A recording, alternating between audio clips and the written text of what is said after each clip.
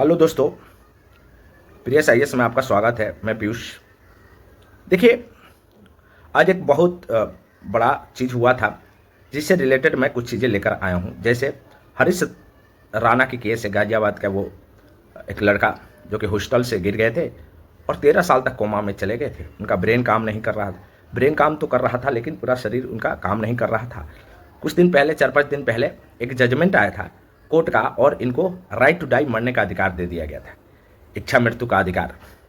तो ज़रा इसको समझने की कोशिश करते हैं, क्या ये मामला है? क्या इससे पहले राइट टू डाई का मामला कब आया था पहली बार? और क्या इससे पहले भी ऐसा कोई केस है जिसमें कोर्ट ने लागू किया था?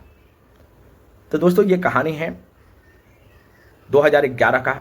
एक केस था, अरुणा की केस था, जिनको नर्स हुआ करती थी, एक हॉस्पिटल का वार्ड बॉय ने उनके साथ गलत किया था और उनके गला दबा के मारने की कोशिश किया था, जिसके चलते उनका भी यही हाल हो गया था। और उन्होंने 2011 में सुप्रीम कोर्ट में गई थी कि हमको राइट टू डाई, मरने का अधिकार दिया जाए। राइट टू डाई जो है वो आपके आर्टिकल 21 में उपलब्ध है। राइट टू डाई भी देखो दोस्तों, दो तरीके का होता है। एक तो आप एक्टिव यूथेनेसिया कहा जाता है, दूसरा पैसिव यूथेनेसिया। दोनों में फर्क क्या है थोड़ा सा समझते हैं। तो एक्टिव यूथेनेसिया ऐसा मामला होता है जहां पर आप किसी भी व्यक्ति का यदि मेडिकल में कोई इलाज संभव नहीं है तो एक रिपोर्ट के बेसिस पर कि उनका इलाज कभी हो नहीं सकता, कभी वो ठीक नहीं हो सकते, उसके बेसिस पर उनके इच्छा मृत्यु का अधिकार दिया जा सकता है। लेकिन एक्टिव यूथेनेसिया थोड़ा दर्दनाक होता है, गलत होता है, क्योंकि उसमें एक तरीके से मतलब मारने की पूरी प्रक्रिया किया जाता है, चाहे केमिकल के थ्रू आपका जीवन ले लिया जाता है। लेकिन पैसिव यूथेनेसिया में ऐसा नहीं होता है। पैसिव यूथेनेसिया में थोड़ा अलग है। जो आपके लाइफ सपोर्ट है, जैसे वेंटिलेटर है या वो मशीनें जो आपके सांस चला रही हैं, उन चीज़ों को हटा दिया जाता है और छोड़ दिया जाता है कि आपकी जो है नेचुरल, प्राकृतिक रूप से आपका मृत्यु हो जाए। भारत में एक्टिव यूथेनेसिया है नहीं। भारत में इकलौता पैसिव यूथेनेसिया है और हरीश राणा के साथ भी यही हुआ है।